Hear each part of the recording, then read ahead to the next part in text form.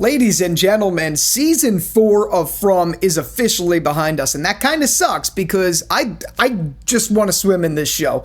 I'm being honest with you. There we go, Paige Shill Jerry talking again.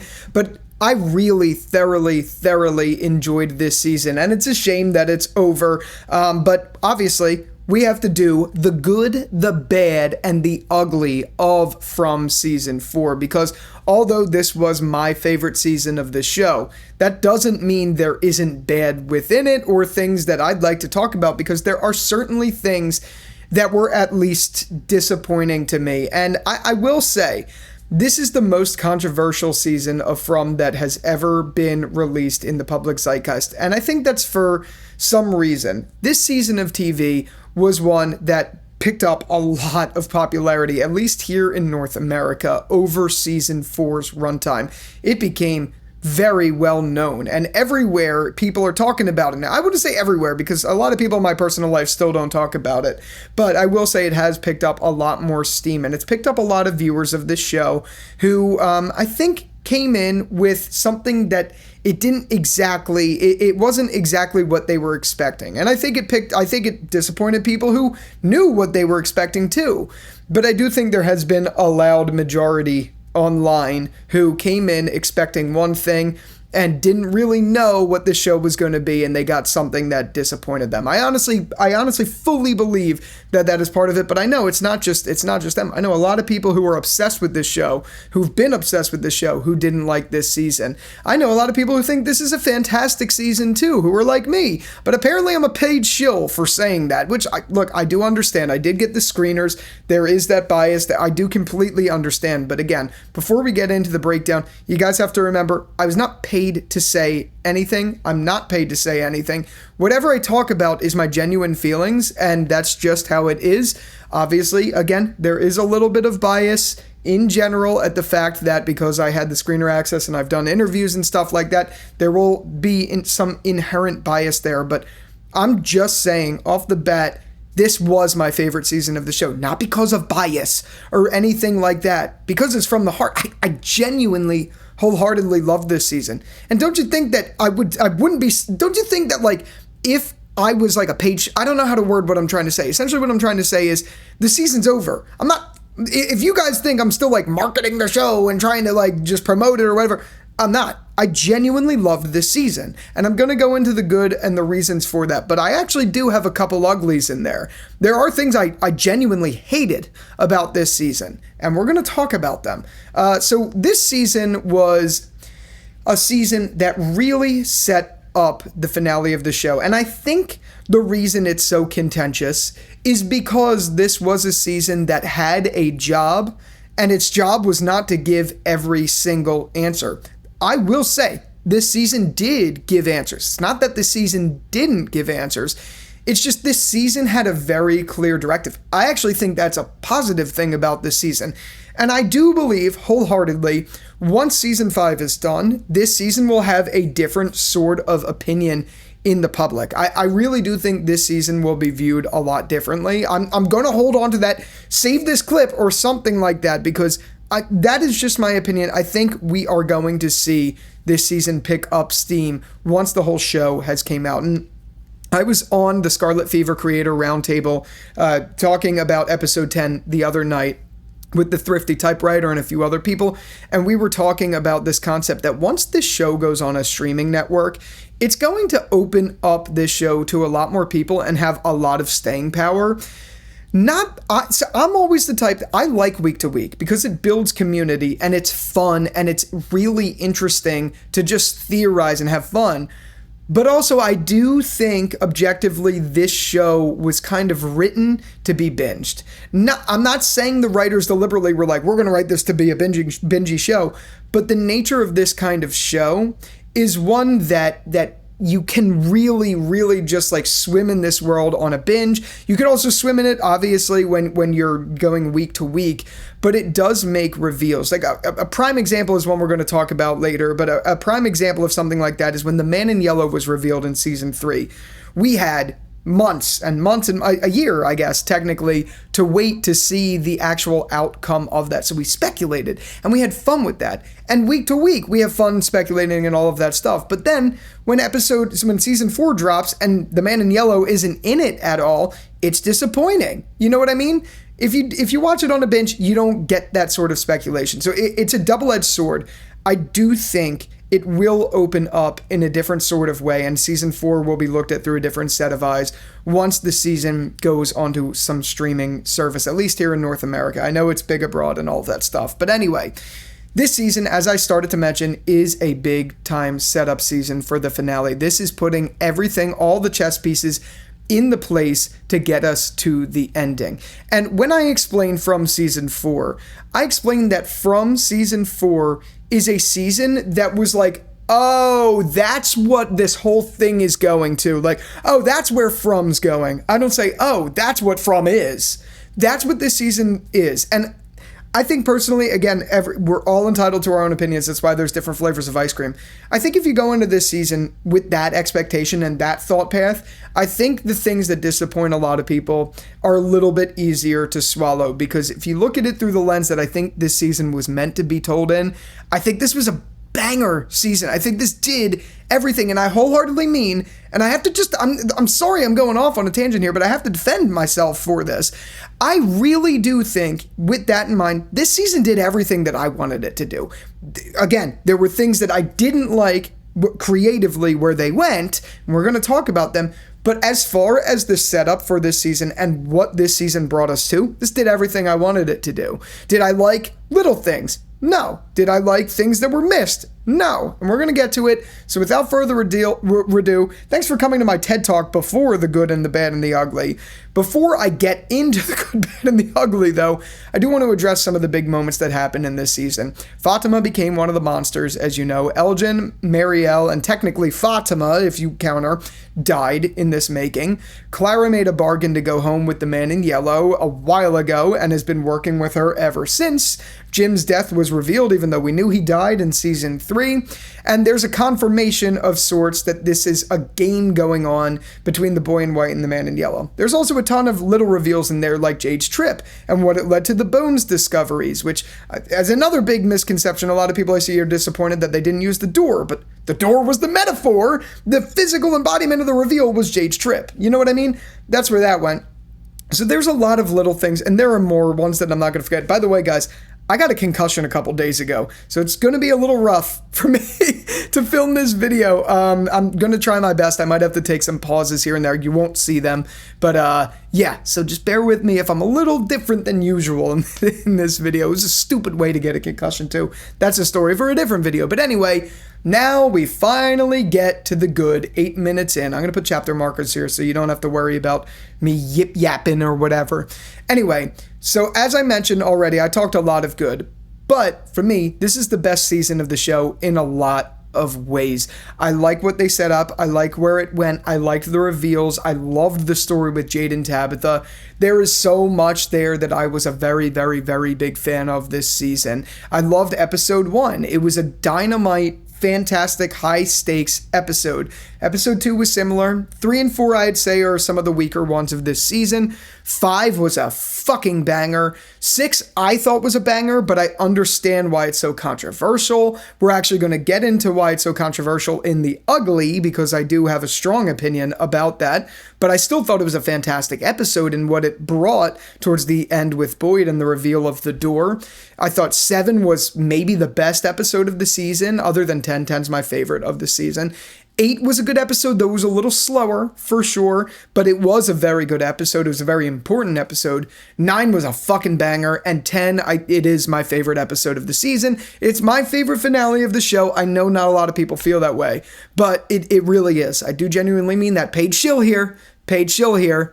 Anyway, so that's, I think, something strong for the good. I think the reason I say it's a good is, yes, there were some slow moments, and yes, there were pacing issues with this season in certain parts, sure, yeah, but this season had way more good than bad. And I say that in terms of episodes. By the way, let me say this here. there's no bad season of From. There's not really a bad episode of From. I think they're all fantastic. Like, I really do, again, shill here, but I really do think the show has not had a bad season. It hasn't really had a bad episode. It's had slower episodes. It has episodes that don't stand up to some of its greats, but I would never say any of them are bad. So I think with that in consideration, there are more positive episodes and fun, momentum-building, crazy episodes than there were slow or what some people would consider bad. And that's a win to me. And as a matter of fact, the reason I think this is my favorite is there are more of those in this season than any other season. Again, it's very hard to sit here and say one season is better than the other. This one worked for me because I thought there were more episodes that were just dynamite through and through than the rest of the season. That's why I can say that, and I thought the finale was the best too. Anyway, so that's my thing for like the whole season, best season of the show crap. Some other things I really liked is Sophia as the shapeshifted man in yellow. This is equally a big con, and we're going to get to it. We're going to get to it later, but I've said this before, I've said this in my reviews, I've talked about it extensively. The idea of the man in yellow is an excellent idea, just as the idea of a shapeshifted man in yellow is an excellent idea. I think they're both awesome ideas, except I really wanted to see the man in yellow, that manifestation. We're going to come to that in the bad, for sure. But I thought this idea of the imposter was just as good as the concept of a man in yellow. And I really do wholeheartedly believe Julia Doyle did such a good job with this role. And for the record, when we get into the bad of this, I'll bring it up then too. None of what I have to say has anything to do with Julia Doyle. I thought she did a fantastic job as the character she was portrayed. The problem was never her. The problem is conceptually we're all excited for the man in yellow and then it's just not him. You know what I mean? That is inherently a problem. We will get to it, but the idea of an imposter in the group, someone who is just with us that no one can see, that is there just controlling everything and seeing what the town is up to is, I think it's a better idea in some ways than the man in yellow himself. I love this concept. And I'm glad we got it in the form of a teenage, I think, 15-year-old girl who's religious, whose father, as they say, passed away. I love that. I thought it was really intriguing and most of the time pretty well executed. I thoroughly enjoyed it. And I already mentioned another thing in the good is the momentum of this season. This season had dynamite momentum in a lot of the episodes. Not all of them. There were some episodes that were very slow. I think that could equally be in the bad. There was some pacing there, sure. But when the episodes wanted to be high momentum, they were. They were really, really high stakes, really good episodes. And I enjoyed it for that. I do think, on the contrary to a lot of people, this season was also dedicated to answering some of the big existential things of the show. No, we don't know who Martin is. We don't know who Tilly is. I'm not saying we needed to know who Tilly is, but like the small things, yeah, they didn't get answers. But now we know where the story's going. We could, like I said in the beginning, we could easily point to, oh, that's where From's going now. It's a story about ending this cycle. It's a story of a battle between good and evil stuck in this mysterious place, and the way out is potentially through Jade and Tabitha following a ritual to get out of here.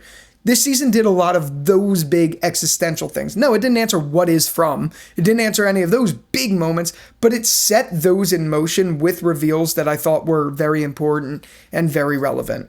Another thing that I thought was good is the twist with Clara. I thought that was fantastic. I thoroughly enjoyed it. No, she wasn't evil or anything like some people suspected. She was more of just a pawn in Sophia's game. But it was really fun and really enjoyable to watch. And I loved what they did with it because it took what was already a theory out there and spun it a little bit to where she wasn't like the man in yellow or something like that, but she was being very, very heavily manipulated by the man in yellow to do evil things under the threat of death or the promise of going home. Really cool concept, and I loved what they did. Another thing that I loved, obviously, is the finale. I thought the finale was the best episode of all the finales, one of the best episodes of the show. I really enjoyed it. it, despite what people say. I do understand that the last few minutes were a little bit underwhelming. I understand that criticism I've seen online, but I actually thought that cliffhanger was a very, very strong cliffhanger. I think there was ways they could have made it a little bit more crazy for a final episode, but what it set up is so exciting. It's so good and so exciting. Even if, yeah, maybe they could have added a shot of the town reacting, or maybe they could have amped up the stakes of that moment a little bit, sure. But I actually thought it was really exciting, and the whole finale, for that matter, was great. The red lightning was insane. I loved the red lightning. I thought it was so much fun. I thought it was so cool to see. And we're going to get into I have a bad thought about that. Not a bad thought, but I do have a thought about that I want to address later, related to the trailers, because when I watched the screeners, actually, you know what? I'll just address it now. Whatever. When I watched the screeners, I didn't see any trailers. There was no trailers in the screeners I got. So when the Clara reveal happened, there was no like, oh, I saw that in the trailer. Didn't happen. When the red lightning happened, there was no, oh, I saw that in the trailer. I didn't see any trailers, so it was very shocking. And that is something I will say. Maybe I won't even put it in the bad, because I don't know if I could say that about season 4 as a whole. That's a marketing issue. But it is a problem. Those were big moments that got underwhelming in terms of the community because they saw them in the trailer. I don't think that's cool. I don't think that's right. I got to tell you, from my experience of not seeing trailers and going into an episode completely blind, those were very big moments. And maybe, by the way, I've seen a lot of your comments. It is possible that is why I feel a little bit differently about this season. But I will say, there's a misconception that I got the whole season in one go and was able to binge it quickly. First off, I didn't do that because I made my content week by week, so I kind of filmed it in a way similar to how I would week by week breakdowns. I'd watch an episode, do the breakdown, do the deep dive, and then move on to the next one. But some days those were in the same day. I was able to do that sort of thing. But I didn't get the whole season. I got 1 through 4 in a chunk. I got 5 and 6 in a chunk. I got 7 and 8 in a chunk. Then I had to wait like a month to get 9. Then I had to wait like almost another month to get 10.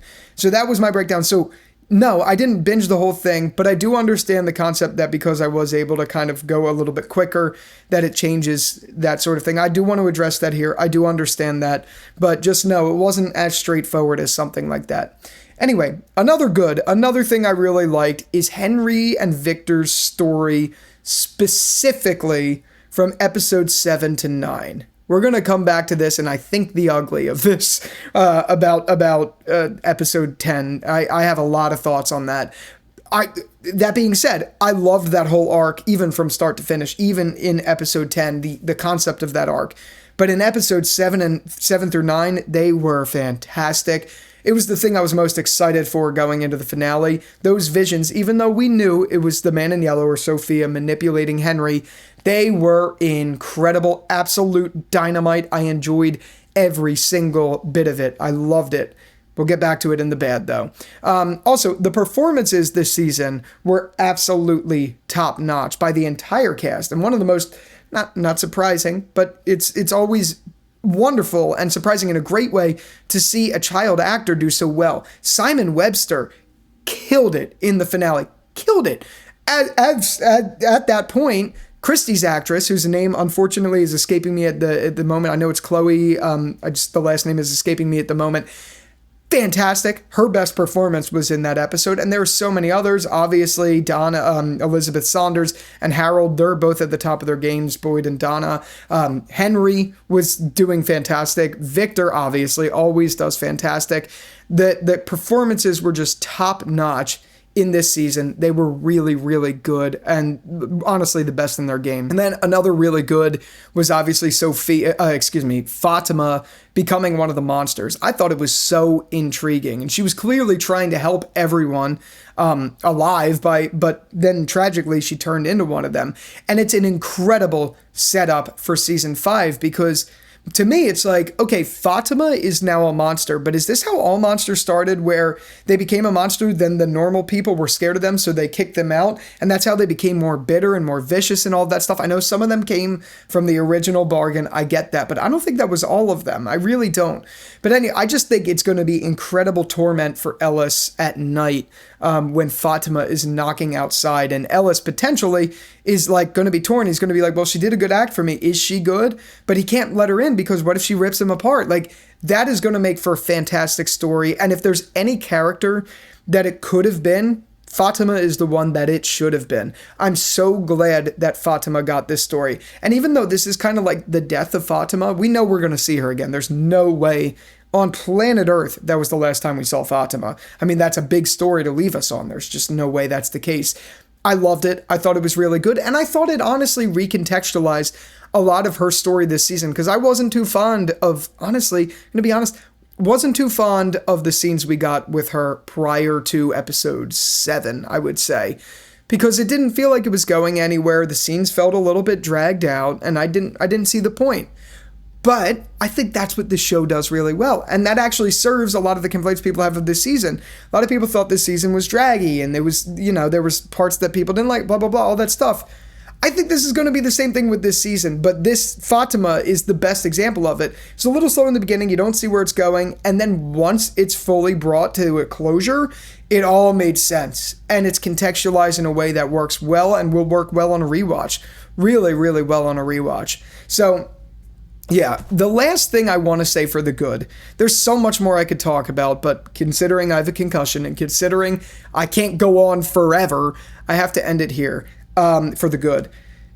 Despite some CGI flaws, despite some pacing, despite some other stuff, there was maybe one moment, which we're going to get into, that took me out of the immersion of this season, of this show too. This show has pretty much never, except for this one instance we're going to talk about, broken my immersion. And the way when I do these videos, the way I talk about shows is, was I immersed or was I not immersed? This is the only show I think I've ever seen, personally, where I don't give a fuck about its other idiosyncrasies, because I'm not thinking about them in the episode, because I am so goddamn immersed in the story. I am so fixated on it. I swim in this story. It's so good, and that is such a compliment to the writers. There's not a show that has done that for me the way this show has, especially this season, honestly, for me. I love the way they broke it. And you could tell, I know, again, I see a lot of comments of people saying, oh, they have no idea where they're going with the show. You guys got to remember, they've been planning this show out. They knew the ending to this show before they filmed season 1. They know where this show's going. They knew for a long time where this show was going, and you could tell. Like, yes, you could have its issues with pacing, you could have things that didn't get addressed, characters neglected, which we're going to get to and all of that, but man, this is just, it's so immersive, and I love that, and there's not a lot of shows that can do that. There's not a lot of shows that I've seen that do that, period, so I have to give it credit where it's due there. So those are the goods. I could go on for a long time, but before we get to the bads, I have a new category in here called the I don't know how I feel about them. The first one is that the big moments were underwhelming. Like, I'm not sure if that's because this is a show that actively needs a community for I know this show needs a community for theories, so maybe it's because that we spend so much time theorizing between episodes that the big moments are underwhelming, but at least for me they were. Or maybe it's because, like, for me, episode 9 ended, I had to wait a month. I wasn't even told I was going to get episode 10. I had no idea that episode 10 was coming for me. I thought maybe I was going to have to watch it with everyone, like, when it came out, so I thought I was going to have to wait months. I had no idea.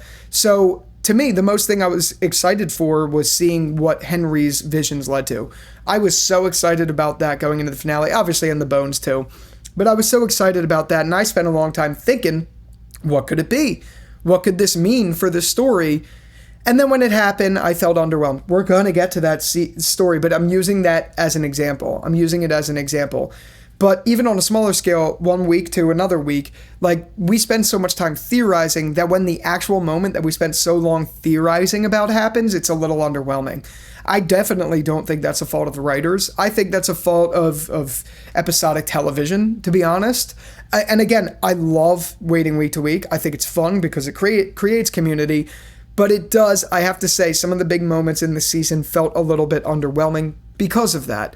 Not that I think that's necessarily a bad thing. Like I said, this is I don't know where I'd put them. This is just something I want to talk about. Another thing in the I don't know how I feel about it category is the Man in Yellow's true identity being masked the whole season. Like, on one hand, it's good not to show your cards too soon. It thickens the plot for sure. But on the other hand, this kind of did drag with the whole Sophia story a little bit, because I do think they could have consolidated a little bit to get to the big Man in Yellow reveal or the Sophia reveal sooner. And we'll get to it. We'll get to it later. But I do have issues with how it was at least revealed that someone found the photo. We'll get to it. Another thing in the I don't know category is this season feels like a setup for all hell to break loose in that final season, which I think is fantastic. But even though I sung its praises for this, I do think it does pull a little bit off of the attention of this season. This is very clearly that sequel movie of a show that is meant to set up the finale. That's exactly what this season is. It's the same thing. If you look at it and understand that going into it, I think you may find that this is the best season of the show, personally, like I said. But it is in the I don't know, because it is true. This is not giving us the actual things I think a lot of us want. It's done very intentionally, in my opinion, but it is definitely not giving us everything we as viewers want, for sure. So it takes a little bit of that fun off of the season. I would definitely say that. And then lastly with this season was the first season that we were ahead of our crew pretty much. Hear me out here. So this season, we got the reveal that the Man in Yellow is Sophia. That was the first time we ever knew something big that our survivors didn't know. And I actually think I could honestly maybe put this in bad instead of the I don't know, because it does change the way this show is interpreted. And I actually do think it leads to a lot of the controversy that this season got, because now we know something. So we know something that is very obvious to us.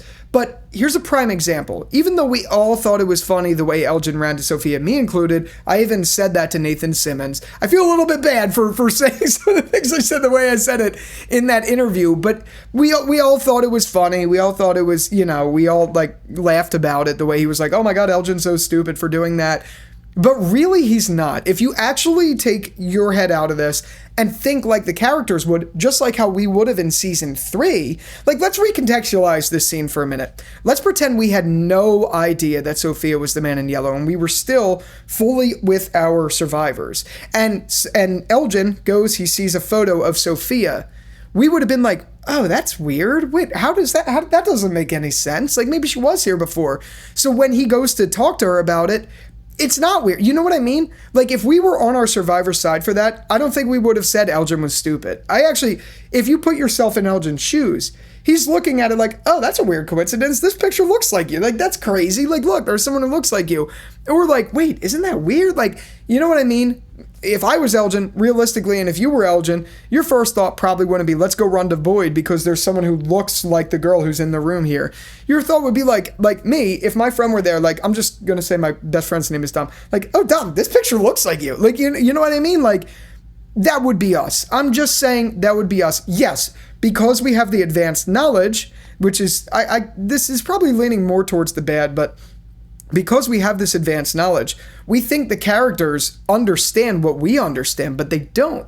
These characters are still in this place where they can't even fathom the thought of Sophia being an imposter, especially when we saw the Man in Yellow suit was out there. You know what I mean? So they're distracted by that as it is. There's no real way at this moment for them to know, yes, Sophia was being sus. But again, we think she was being sus because we know she's sus. So in her moments where she's acting and pretending, maybe to them it's very believable. I'd like to rewatch this season just to try to get in their heads to understand that a little bit more, because week to week it was hard to do that because we have that advanced knowledge.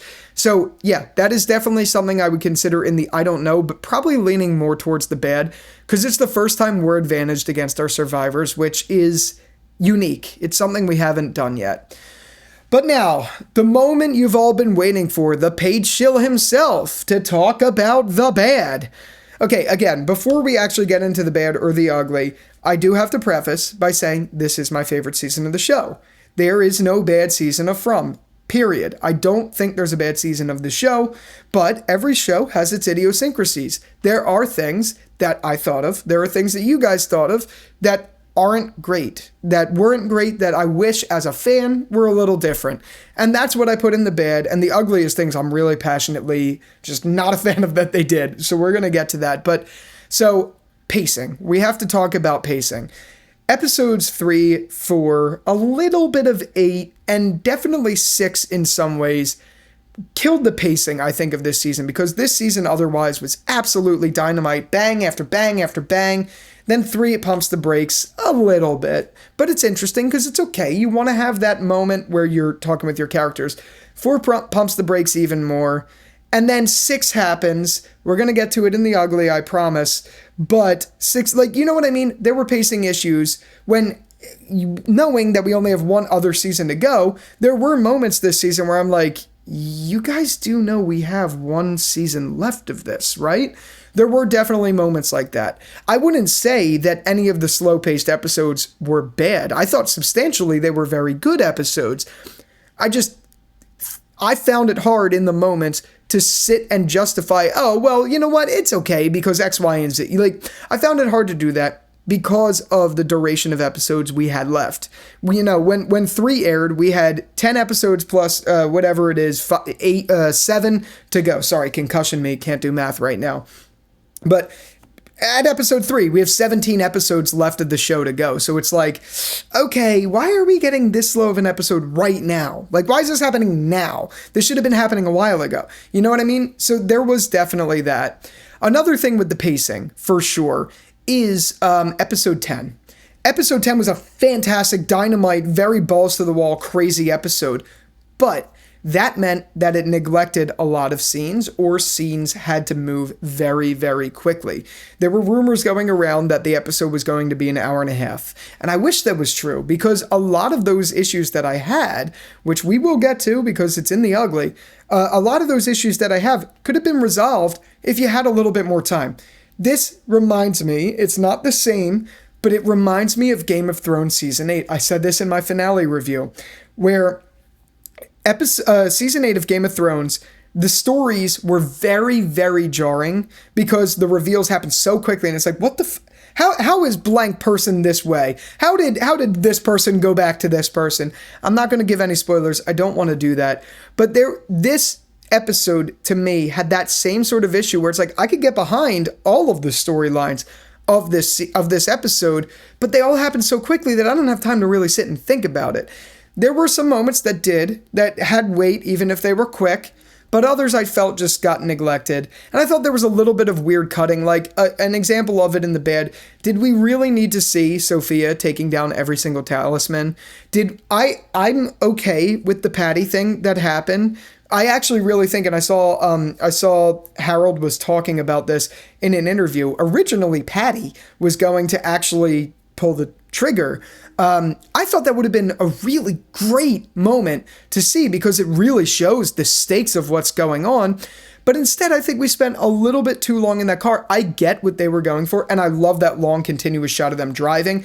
I loved it when they did it previously in season 2, I believe it was, and I love that they did it again here. I thought it was really nice. It was cool, especially when the monster comes banging. But like that scene went a little too long, and I think because of that, it took away from a couple other scenes. Same with the talismans, her taking all the talismans. Maybe 1 or 2 would have been good. And then just the meetup of them with the big bag of all of them. You don't need to show every little scene because it pads the runtime a little bit when we could have had more runtime for, say, something like Henry and Victor, which we're going to get to, I promise. Another thing in the bad, this is This, I went back and forth for the longest time on whether I should put this in the ugly or keep it in bad. And that's the Man in Yellow in the form of Doug Hughes not being in majority of the season. It was a significant letdown, and that is not at all to say that Sophia as a character or Julia Doyle as an actress did a bad job. I do not mean that. I feel very confident saying this because I do understand this is the sentiment online too, but I passionately feel like you could have both and both could work really well, but you had too much of one and not enough of the other. I think we really needed more of Douglas Hughes. And I think that because season 3 left us on such a big, what the fuck did I just watch moment with the Man in Yellow. And I will say, Doug Hughes, if you are watching this, you know I love you. And I gotta say, like, you did that. I know it was on the page. I get it was on the page. But you did that. Like, Doug Hughes became iconic in the minute and a half or whatever, even if it was that he was on screen. And then we had to wait. We had to wait a year before we saw what happened next. So everyone was theorizing, this is Endgame, this is the guy. And it is. We did get the Man in Yellow the whole season, quote unquote. But we didn't get Doug Hughes. I honestly, like, talking this through, this probably should be an ugly. But again, the only reason it's not, the reason it keeps going back and forth is because just as much as I love this figure with the black beady eyes, this yellow suit, creepy, charismatic guy, I love the idea of an imposter. So I think they're both, like I mentioned earlier, they're on an equal level in terms of how cool they are. Except you can't tease us with Doug Hughes and the Man in Yellow with that gritty attitude, just that figure, that way he is, and then not show him. That was very, very, very jarring to me. It was very jarring throughout the whole season. Even when we got him in episode 8, which was great to see, I was like, oh my God, we got him. Like, he's great again. Like, maybe he's going to be in more. And then it just didn't happen. Like, I really hope that they bring him in more for season 5. If this is one complaint, because I do know some of the crew people watched this. If there's one thing that, like, I wish I could convey, I wish he was in more of this. Not just me wishing, like, this was such a big character, and then not to show a lot of him is hard. And again, that is not to say that Sophia shouldn't have a place. Sophia needs a place because that's a great story. But a little bit more of the Man in Yellow in that figure would have gone a long way. Like, going into season 4, I was so hyped thinking, oh my God, this guy's going to wreak havoc in town. Then we didn't get that. But again, we got a story that I would argue is even cooler in the form of an imposter. I like that. So I'm not saying that that's a bad story. I hope you understand where I'm coming from. I'm not saying it's a bad story.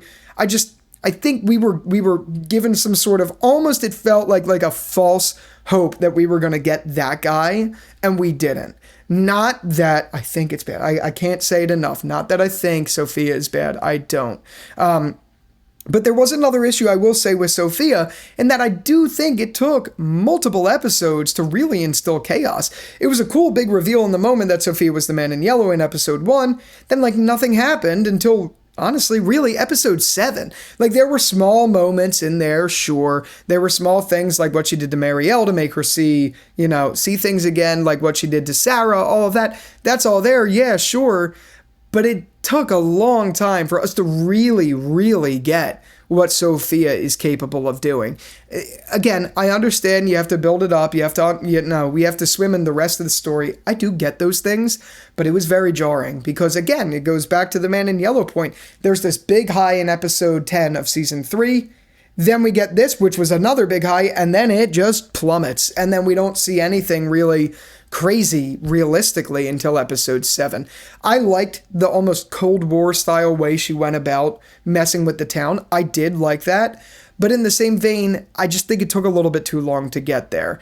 Another thing that took a little bit too long is for our characters to finally be talking. That took up until episode 7. Now, when it happened in episode 7, it was one of my favorite scenes in the show. I loved that they were all talking.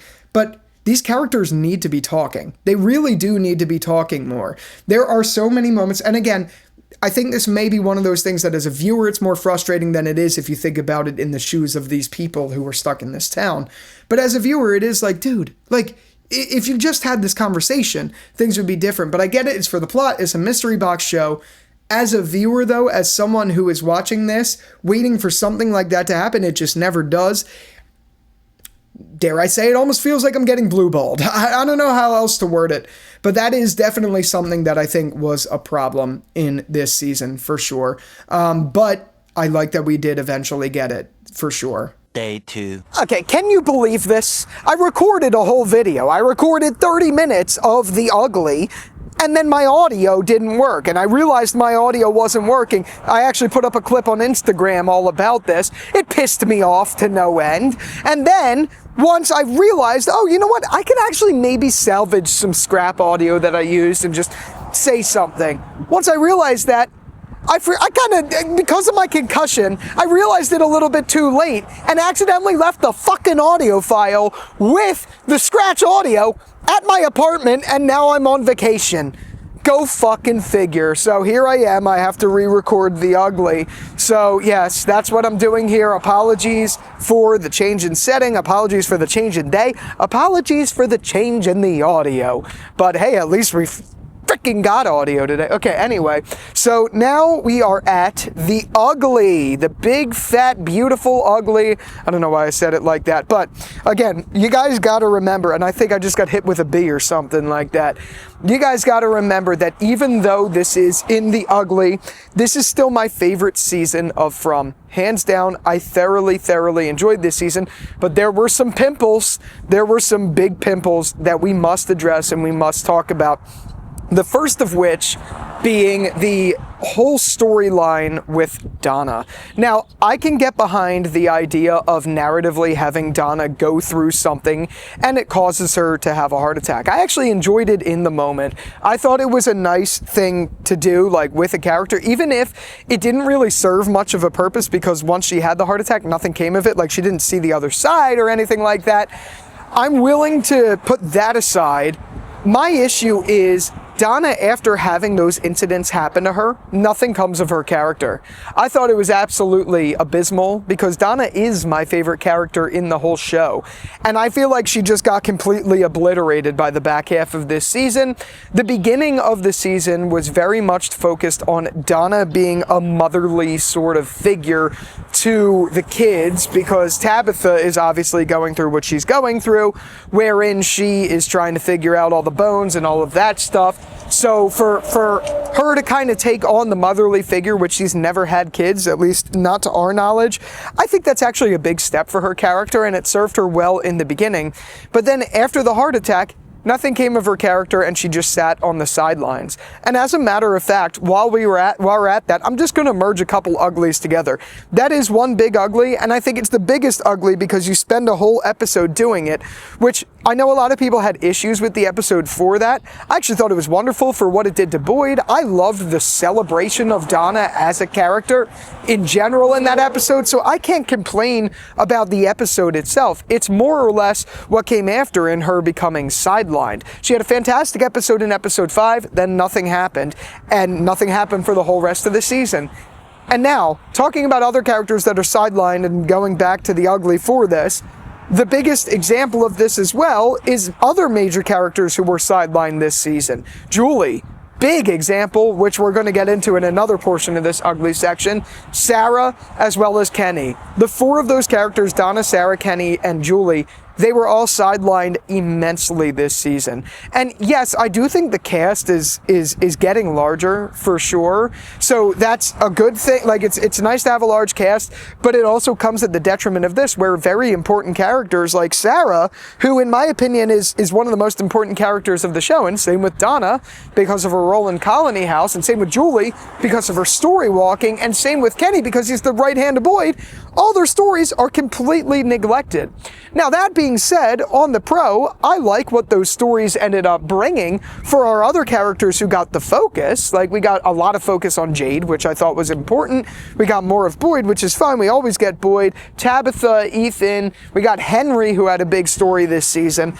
So I'm okay with the concept of other characters getting screen time and getting that sort of attention, but not at the detriment of not having any story for Kenny, to the point where literally in episode, I think it was maybe 9 or 10, Boyd has to tell him to physically stand down, but that's all he did the whole season, except for that one moment where he almost died at the hands of Smiley. And that was kind of it for his character, so that was disappointing. Sarah had zero story the whole time. There was like no reference to Sarah at all. Oh, what did she do this season? She painted a room purple. She had a moment where Sophia manipulated her and it went nowhere. That is a big deal. That's a big no-no because Sarah is a big character. I'm not going to sit here and speculate on things that I would have liked to have seen with Sarah's character. I don't think that's the job of this kind of video, but I was expecting to see a little bit more than this. We got nothing with her. A little bit more would have gone a long way instead of basically radio silence that we got with her character. And now we already talked about Kenny, we talked about Donna, and we talked about Sarah. I'm saving the next in the ugly for Julie. Now, I know for a proven fact, except I don't actually have knowledge, but I know for a proven fact because of season 3, episode 10, that we are going to get more with Julie's story walking story. But it is one of the most jarring, bizarre decisions that I've ever seen in a TV show ever, to give it some attention in the first few episodes and then completely drop it in the back half. And I understand Randall put some shadow of a doubt in her, basically saying this town plays tricks on people.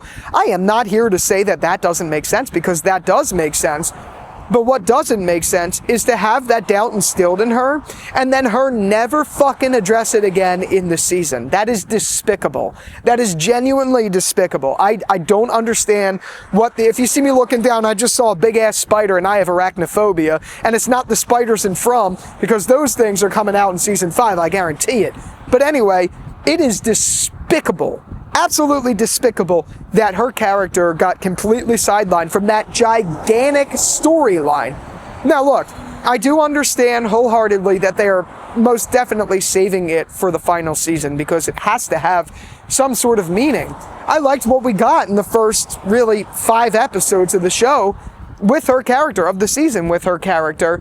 The problem is just the fact that it went from that to absolutely nothing. Not even a mention. I mean, we did have a brief mention when she talked to Tabitha about seeing the Man in Yellow, which came way too late in the season, mind you. So, but that is such a big gripe. Not because I don't think we're ever going to see it again. We're definitely going to see it again. It's very stark and a weird decision to have people's expectations be set on, oh my God, we're going to see her story walking. We already got this with the Man in Yellow. What's next with it? And then just radio silence, and it drops, and it just, honestly, it dropped the ball. There's no other way to put it. It purely dropped the ball. I think that's despicable, honestly. I think it's absolutely despicable. So there's that as an ugly. And then my last big ugly that I have to share. Now, this is a personal one. This is not one that a lot of people have really like spoken very highly about online or whatever. This is just a personal thing. You know how I mentioned earlier I felt that the show neglected some things in this season? There were some things that weren't given enough attention or just went too quickly. The biggest example of that is Henry and Victor's final episode of this whole amalgamation that we got in the back half. It was, for me, this is a personal thing, it was so ungodly disappointing that we had to wait the whole season to see what amounted to be a 90-second scene max between them resolving this whole thing. It literally was like, oh, Henry's got a gun. Oh my God, he's got a gun. Oh, he's a blah, blah, and then the scene's over. And then we don't touch it again, and we're going to save it to season 5. That whole arc with Henry's mind playing tricks on him was so fascinating. I'm not going to, again, just like I said earlier, I'm not going to sit here and speculate on a lot of the things that I thought was going to come of that, because unlike you guys who had to wait weeks, I had to wait like a month in between episode 8 to 9, and then another month from 9 to 10. And I wasn't told I was even going to get 9 and 10. So I had to wait periods of time that I didn't even know how long it was going to be, speculating. And going into episode 10, I was the most excited for Henry's story to come to a close, knowing we knew he was going to eliminate the anchor That was so exciting, so intriguing, and just so interesting to me. All for what is the most lackluster payoff of the season, in my opinion. And that sucks because I really strongly gave them their flowers, Robert Joy, and ooh, there's some military. Look at this. Do you see that? Do you guys see that? I don't think you can see that. I'm sorry, I'm easily distracted. There are some really low-flying military planes right now. That's sick as fuck. Anyway, I gave my flowers to Robert Joy and Scott McCord when I had to interview them, because I genuinely thought it was the best that the show. I loved seeing it. I loved seeing Normal Victor. It was so exciting to see what this could mean for Henry. And then episode 10 comes, and unfortunately, I really do genuinely believe the way it was edited, shot, everything, and even realistically written, dropped the ball because the scene was neglected. All of that build up with really cool, interesting storytelling, all for it to be, like I said, whoa, whoa, whoa, whoa, and then it's like a blink and you miss it sort of moment. That sucks. That really does suck. I am excited to see where it goes between the two of them, because that strong emotional weight that storyline carried still carries. It's still there. It's just very unfortunate that I feel like in the episode the scene got very, very, very, very neglected. And there's no other way to put it. It's the biggest ugly for me. I thought Donna was going to be my biggest ugly, but this became my biggest ugly. And more or less, this is just a personal preference because of something that I was so excited to see going into episode 10. And I think that's partly because I had to wait nearly a month for it. Now, I know a lot of you were saying, oh, you got to see it all early and all of that stuff. Like, that's why you probably enjoyed it so much. Well, I got to tell you, I didn't see this one too early. I had to wait a month. You guys had to wait a week. You know what I mean? I had to speculate on that one for quite some time before I got to see it. It still doesn't change the inherent bias, accusations, and all that stuff. I understand that. But yeah, that one really bothered me on viewing, and it still bothers me now after seeing the episode in prep for videos. I think 5 times now I've seen episode 10. It doesn't change. That is just genuinely the most disappointing thing I think the season did. For sure. So, guys, you may think I'm a shill, you may think I'm all of that, but look, there is quite a bit of uglies in there. Again, this is still my favorite season, so even though these are uglies, every show has glaring foundational flaws. That's not like this show is immune to that sort of thing. It's just the sort of thing that happens with shows in general and anything. Nothing is perfect. So, yes, even though I loved this was my favorite season, it had its flaws. Now, there was some other things that I definitely want to address, and I'm going to pull out my handy-dandy little iPhone to remember exactly what I said, because it was in the video and then I had to cut it out.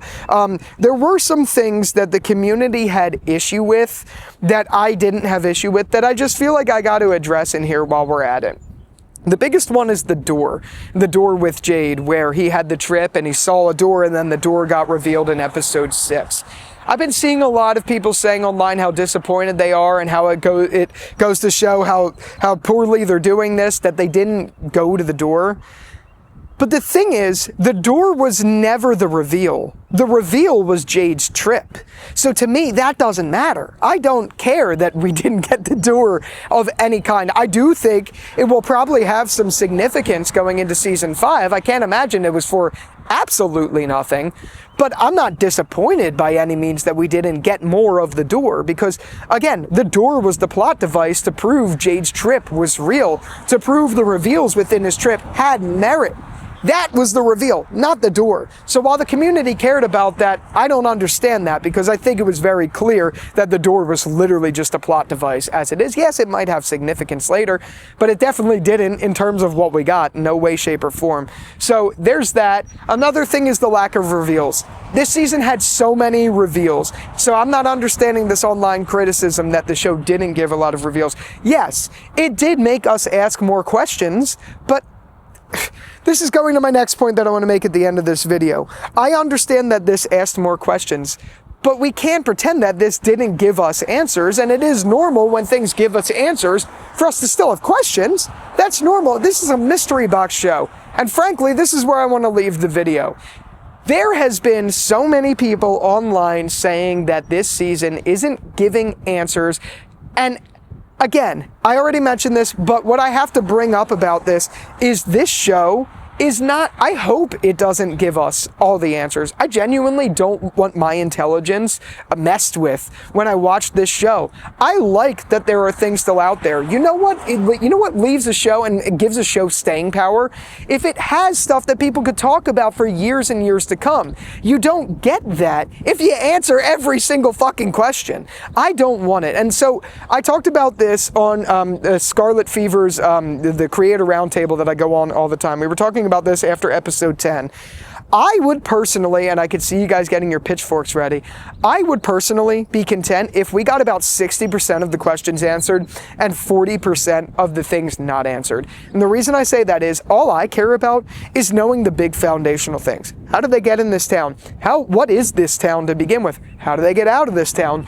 What is this battle of good and evil? What does it actually mean? Like, you know what I mean? Those big foundational questions, I do want to leave season 5 knowing. I don't want to leave season 5 knowing all the little details of every single question that's ever been asked in the whole history of From.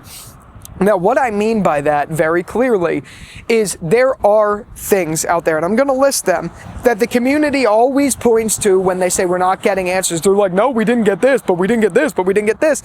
That, honestly, I don't give a fuck about. I don't need to see the answers to them. There are things with them I kind of understand wanting to get answers to.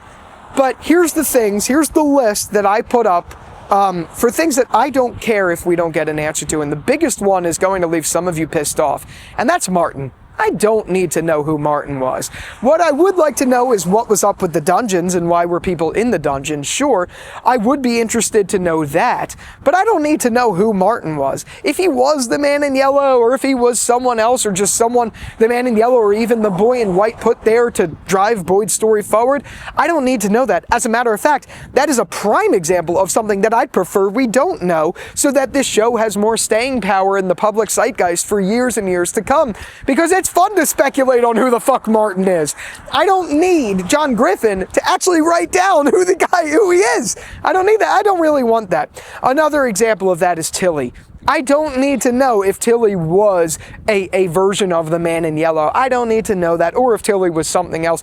To me, it's very clear that Tilly was something for sure, but I don't need to know the answer. I like not knowing that answer. I like speculating a little bit about something like that. Another example is everything we've gotten with Abby and Boyd. Sure, there is some form of intrigue that would be like, oh, that's pretty cool that we got that, but there is nothing there to like, we need that answer.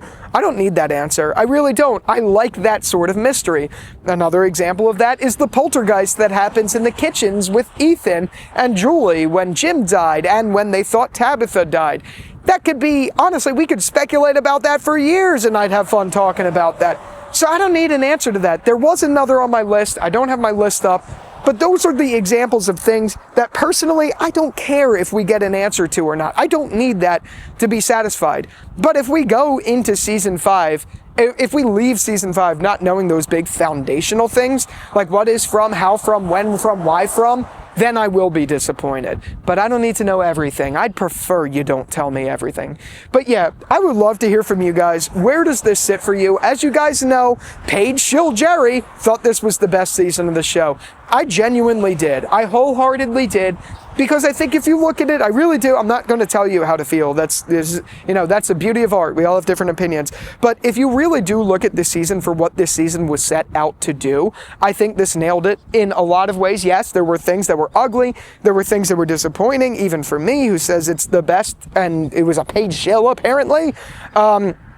I loved this season. It worked for me. The finale worked for me because it was very big in terms of scale. Yes, the last few minutes were a little underwhelming, but it was still a gigantic reveal and very exciting going into season 5 of what that means and what ramifications that can have. So to me, this was my favorite finale. This was my favorite season. You can call me a Paige Shill all you want, but this is genuine from the heart. This is very genuine from the heart. Yes, I'm sorry, MGM. I gotta be more hype about it. Okay, all right, sounds good. All right, guys, I fucking love this season. Oh my god. Okay, sorry, I got a little too excited there, but I definitely want to hear from you guys. How did you feel about it? Be honest, be real. Just don't be hateful. I don't care to me. You can say whatever you want to me. I'll probably comment back.